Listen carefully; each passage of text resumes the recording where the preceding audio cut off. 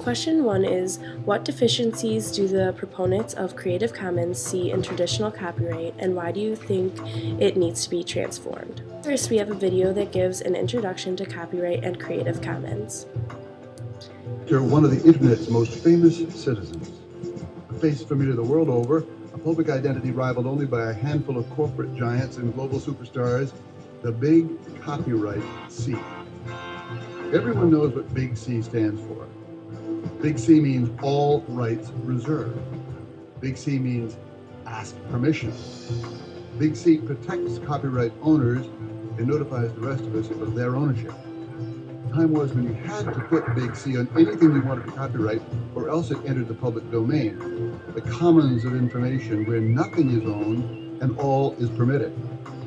You had to put the world on notice to warn them. That was Big C's job, and it was a useful one. What changed? The law. By the late 1980s, U.S. law had changed so that works become copyrighted automatically the moment they're made. The moment you hit save on that research paper, the second the shutter snaps closed, the instant you lift your pen from that cocktail napkin doodle, your creation is copyrighted, whether Big C makes a cameo or not. So suddenly, there's no quick way of knowing whether something's owned or not. After reading articles and watching videos, the question that comes to mind is what exactly needs to be copyrighted? What from the videos we are presenting do you need to copyright? With the laws today, once someone takes a picture, writes a paper, or produces a video, it is all owned by them, and they have all rights for the copyright. However, with the internet advancements today, these copyrights are hard to follow and enforce. We saw this in the Pirates Bay article we read in class. Men from Sweden were caught pirating movies, and when the Motion Picture Association of America got involved, they failed at preventing them from restarting this site. This is when Creative Commons comes into play. Without Creative Commons, this video would not be possible, or at least would be put together differently. Creative Commons thinks that some rights should be reserved by the author, but at the same time they should allow others to have access and the ability to use and recreate their work if they wish. Creative Commons includes literature, art, music, photographs, and videos. Ultimately, Creative Commons believes that not being able to share some works slows down advancement. There are many advantages to Creative Commons law, which is why Creative Commons law is becoming more and more popular with both professional and amateur artists. One advantage of Creative Commons is that not only does it give the ability for artists to share their work with the public, it allows them to control how the public uses it, while eliminating the term all rights reserved. It transforms this term into some rights reserved. Artists are able to prevent public users from using their work for commercial use and are also able to prevent the public from altering their work as well. Some of the public might see this as a disadvantage, but this characteristic of Creative Commons attracts more artists to use this law by being able to customize the uses of their works, while still allowing people to use their work. Another important advantage of Creative Commons is that these laws allow content to be used for educational purposes. Without this, many materials wouldn't be legally available in the classroom.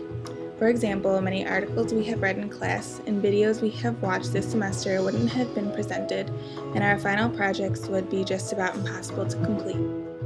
The only disadvantage of Creative Commons that comes to mind for the public would be the ability for artists using Creative Commons to customize their law and not allowing all pieces of work to be used for everything.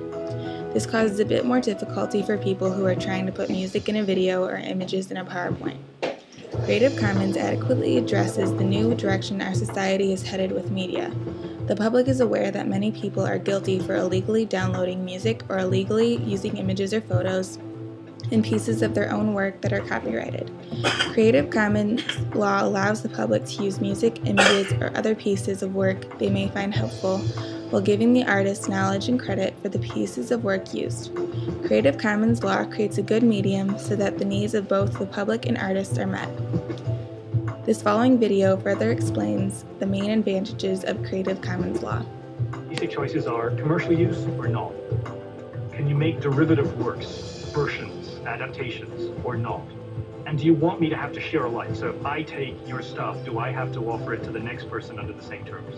There's no requirement for you to do anything with your work other than what you want to do. You own the copyright, because what we've done is given you the right to exercise your copyright in more ways, more simply. So the idea here is to enable that creative impulses that the technology turns loose and get the law out of the way. The work of Creative Commons is really about laying the infrastructure groundwork for this new type of culture, kind of folk culture. Somebody from Delhi, somebody from New York, somebody from Singapore Can feel comfortable using a photo that was created and given away by someone in the United States or in China or wherever that the licenses have been extended to, with their identity being preserved.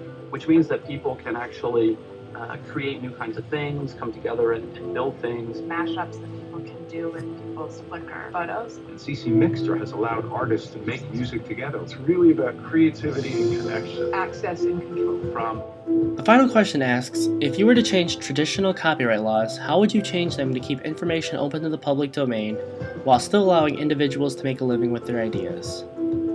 After learning about Creative Commons, we believe that traditional copyright laws shouldn't need to be changed because we should push for more Creative Commons usage for works in which we don't need to necessarily make a living with. We've learned that Creative Commons has many licensing options, from the most open, which allows others to distribute, remix, tweak, and build upon work, even commercially, as long as they're credited for the original creation, all the way down to licenses which restrict work, allowing others only to download the works and share them with others as long as they give credit, but they can't use them in any way or use them commercially. Copyright.gov states that work protected under initial ownership vests initially in the authors or author of the work. Using digital audio as an example, simply put, users may not use copywritten work without some sort of compensation. For example, the image on the top could be submitted to Creative Commons for any user to manipulate an image of a camera lens for however they would need. The image on the bottom, which is from the Homecoming game, is copyrighted by the Daily Illini, and any usage of it, or any prints of it, would need to be compensated to the Daily Illini.